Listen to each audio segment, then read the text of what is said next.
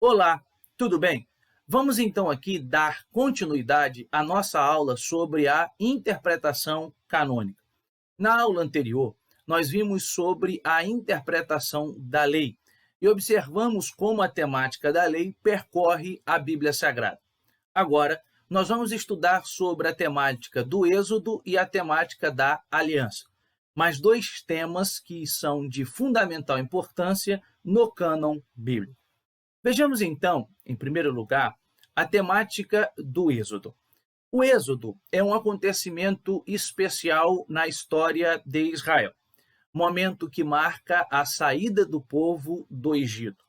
O povo estava no Egito escravo daquela nação, sendo então proibido de ter a sua liberdade e, portanto, liberdade de adorar o seu próprio Deus. O texto bíblico nos informará que este povo, cansado daquilo que Faraó estava fazendo, clama a Deus. E Deus então se lembra do seu povo e providenciará para o seu povo um libertador. Bom, no livro do Êxodo, nós teremos ali detalhes da narrativa que vão apresentar os atos da graça de Deus em favor do seu povo. Então, no livro do Êxodo, há registro da libertação de Israel do Egito, e essa libertação ela é apresentada de maneira detalhada e pormenorizada. Nós temos ali, numa narrativa bem estruturada, os vários estágios da jornada do povo no deserto. Desde o momento em que Deus chama Moisés, até o momento em que Moisés é enviado diante de Faraó, reconhecendo a sua limitação. Também nós vemos ali no livro do Êxodo as 10 pragas que servem para forçar Faraó libertar o povo, aquele belíssimo texto da abertura do Mar Vermelho e da passagem do povo por aquele mar. E também nós veremos o começo da peregrinação desse povo no deserto.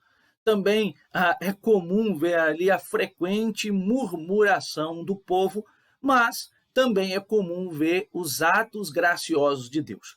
O fato é que durante o tempo em que o povo esteve peregrinando no deserto, Deus, de maneira graciosa, cuidou desse povo. Cuidou com maná e, quando o povo reclamou, cuidou com cordonizes.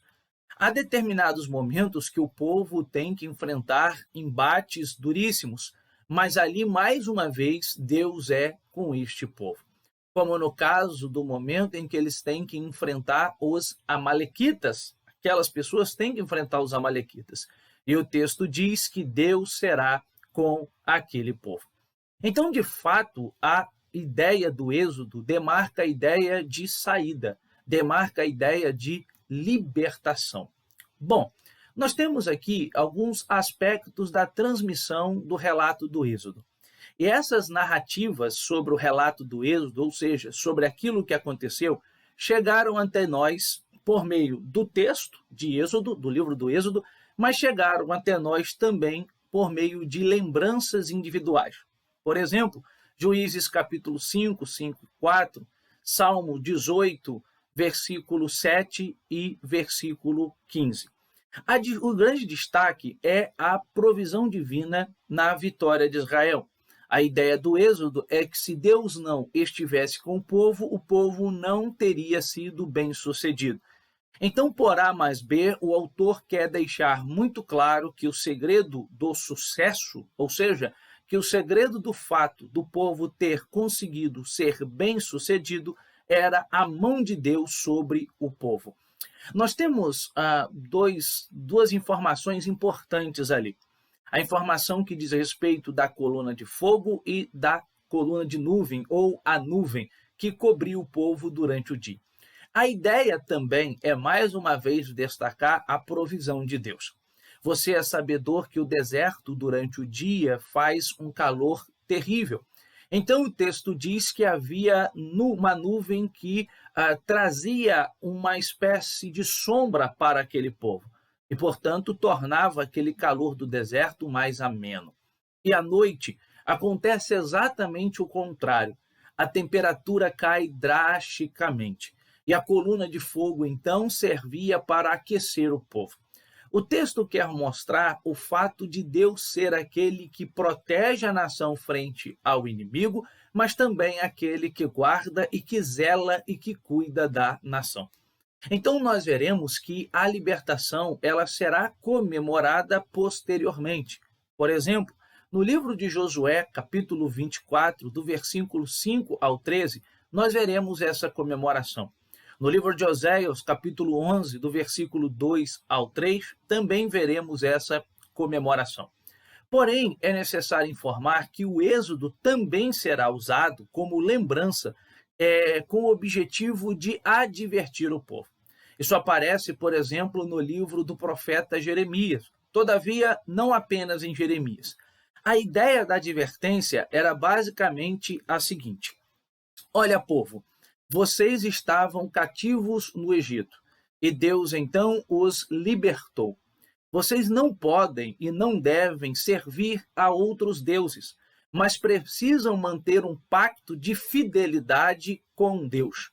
Então, quando o povo se distanciava de Deus e cedia à tentação de adorar outros deuses, Deus então enviava profetas com o objetivo de fazer com que esse povo voltasse aos caminhos do Senhor. E a ênfase frequentemente era essa: se lembrar do ato gracioso, da bondade de Deus, daquilo que Deus já fizera pelo povo. Bom, F.F. Bruce, um importante estudioso já falecido, ele diz: o Êxodo dá ao restante do registro bíblico uma forma de linguagem e figuras para comunicar a mensagem da salvação. Então, em geral, qual é a aplicabilidade do Êxodo? A aplicabilidade do Êxodo é a libertação. Em outras palavras, a salvação. É Deus salvando o seu povo de um regime de escravidão. Nesse sentido, o Êxodo, embora frequentemente apareça no Antigo Testamento, não é exclusivo do Antigo Testamento. O Novo Testamento também apresentará um Êxodo. Esse Êxodo pode ser chamado de Novo Êxodo. A partir da ação de Cristo, da obra expiatória, salvífica de Cristo, nós temos o que pode ser chamado de Êxodo, pois Cristo nos liberta da escravidão do pecado. Todavia, o Antigo Testamento também aponta, o Novo Testamento, também aponta para um novo Êxodo. E esse novo Êxodo será a libertação definitiva da nossa inclinação pecaminosa, do corpo mortal. Lembra o que Paulo escreve aos Coríntios no capítulo de número 15. Paulo dirá que se Cristo ressuscitou, a nossa fé não é vã. Ele deixa muito claro, se Cristo não tiver ressuscitado, nós não temos nenhum tipo de segurança e de certeza. E, portanto, a nossa fé seria vazia e sem sentido. Como Cristo ressuscitou, a nossa fé não é vazia. E Paulo dirá que a ressurreição de Cristo é o que garante, é o que marca a nossa ressurreição. Ou seja, esse novo Êxodo. Bom, além do Êxodo, nós temos também a temática da aliança. E a temática da aliança também percorre toda a Bíblia Sagrada. Então, o conceito de aliança é bem mais antigo no Antigo Oriente Próximo. Isto é, o conceito de pacto, de aliança, feita entre um povo e um determinado rei, não é exclusiva do povo de Israel. O Antigo Oriente Próximo já tinha esse tipo de atitude. Por exemplo, o povo mesopotâmico já tinha esse tipo de atitude. O próprio Egito já tinha essa prática de relacionamento. Então, é comum no Antigo Oriente e remonta a quase 5 milênios. E está diretamente ligado à necessidade de elaboração de contratos e ao direito. Bom, então, no Antigo Testamento, ou entre os povos do Antigo Oriente, nós tínhamos basicamente 2 tratados de aliança, ou 2 tipos importantes de tratados de aliança.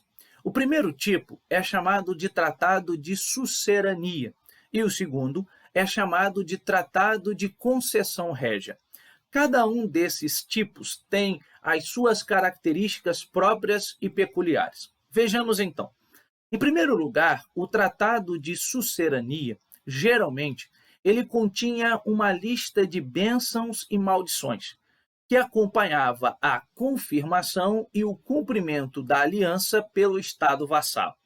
Então, a característica básica do Tratado de Sucerania era que ele era condicional. Isso significa que, quando um rei firmava uma aliança, um pacto, um acordo com uma outra nação, estava ali prescrito a sua condicionalidade. Se a nação que fez aliança com esse rei cumprisse as determinações do acordo, cumprisse as determinações do pacto, elas então seriam beneficiadas pelo acordo, pois o rei cumpriria também a sua parte no acordo. Todavia, se a nação que fez essa aliança não cumprisse a sua parte, quebrasse a aliança, ela sofreria as sanções do rei. Então, basicamente, é o que a gente observa na relação Deus e Israel, principalmente aqui se tratando do livro de Deuteronômio. Em Deuteronômio, essa divisão do Tratado de Sucerania está muito claro. Nesse livro, nós vamos perceber que Deus é o rei e ele faz um acordo, ele faz um pacto com a nação de Israel. Esse pacto é um pacto condicional. Se o povo fosse fiel a Deus, ouvisse os seus mandamentos, guardassem a palavra de Deus, eles seriam bem-sucedidos, aonde quer que este povo andasse. Todavia, se esse povo fosse infiel a Deus, não observasse a palavra e desobedecessem a Deus, eles sofreriam, então, maldições. Então, quando você olha a divisão de Deuteronômio, o Deuteronômio está dividido exatamente como um tratado de suzerania. Então, você tem inicialmente ali um título ou preâmbulo nomeando as partes envolvidas, depois há um prólogo histórico tratando as relações passadas entre as partes contratantes, depois as condições básicas que o Estado vassalo deve cumprir, depois uma declaração a respeito do depósito da aliança em um local apropriado, assim como a leitura periódica da aliança, uma lista das testemunhas que presenciaram a celebração da aliança e as sanções que a parte superior, ou seja, o rei, imporá, entre elas a revogação da aliança caso o vassalo deixe de cumprir suas determinações, suas condições. Bem, nós temos ainda um segundo tipo, que é chamado de Tratado de Concessão Régia. Quase sempre um rei benevolente concedia de graça certos privilégios ou benefícios ao vassalo ou servo pelo serviço fiel. Então, esse tratado de concessão régia essa aliança era feita pelo rei ou pelo seu sucessor, a manutenção do cumprimento das cláusulas era obrigatória para a concessão permanecer em vigor a fim de ser benéfica ao beneficiário. Mas um detalhe da concessão régia é que ela tem um caráter de incondicionalidade. Então vejamos aqui. Essa incondicionalidade diz respeito ao fato de que, embora a outra parte não cumpra na sua totalidade aquilo que o acordo prevê, mesmo assim essa aliança não seria quebrada. Embora o povo poderia sofrer algumas sanções e assim por diante, mas a aliança não era quebrada como no Tratado de Sucerania. Então vamos ao exemplo aqui naquele texto que fala sobre Noé e o pacto que é feito com Deus. Então, se nós lermos o capítulo número 9, nós vamos perceber que um preâmbulo mencionando as partes envolvidas é apresentado, há uma declaração das provisões ou promessas da aliança, determinadas cláusulas para o pleno usufruto dos benefícios da aliança também são apresentadas, um registro do decreto da aliança ou juramentos realizados ao pôr a aliança em vigor, a celebração da aliança e geralmente essa celebração ela é acompanhada de um sinal, que nesse caso é o sinal do arco-íris. Mas um detalhe aqui no Tratado de Concessão Régia é o caráter de incondicionalidade.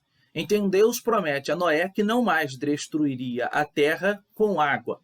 Então, embora a nação no futuro pudesse sofrer, e eu repito, sanções, e o peso da mão de Deus, Deus não mais faria por meio da água, porque há um caráter de incondicionalidade nesse tipo de tratado.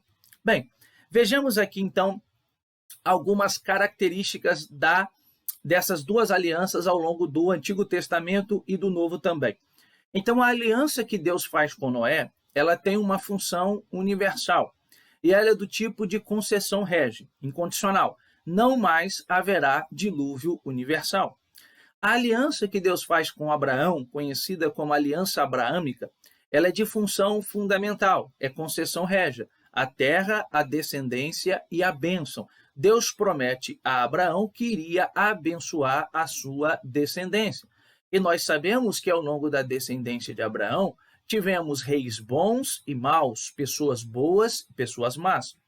Nós temos também a famosa aliança mosaica. Só que a aliança mosaica ela é de função condicional. Por quê? Porque é um tratado de sucerania, aonde está prescrito bênçãos e maldições. Nós temos ainda a aliança davídica, isto é, a aliança que Davi faz com Deus. Essa aliança é de função real e messiânica, porque o cumprimento pleno dela se dá com a vinda de Cristo, ali no Novo Testamento, e se dará totalmente, de maneira plena, com o estabelecimento do reino de Deus entre o seu povo. Então, nós temos a concessão régia, está baseada na aliança abraâmica, ou seja, ela é incondicional. É por isso que no Novo Testamento, nos Evangelhos, frequentemente Jesus é chamado de filho de Davi. Existe ainda a nova aliança, que tem a função de culminação. Também é concessão régia porque ela é incondicional. Embora os que farão parte dela tenham que abraçar a Cristo como Salvador, mas ela é uma aliança incondicional. Deus vai cumprir a sua parte de vir resgatar o seu povo. Então ela foi predita pelos profetas. Diante do que apresentamos aqui, nós podemos destacar algumas diretrizes para compreender as alianças do Antigo Testamento. Primeiro seria, verifique se a aliança ela é condicional ou incondicional, isto é, se ela é de tratado de concessão régia ou se ela é de tratado de sucerania. Se for tratado de sucerania, condicional. Se for tratado de concessão régia, incondicional. Segundo lugar, observe as principais provisões da aliança.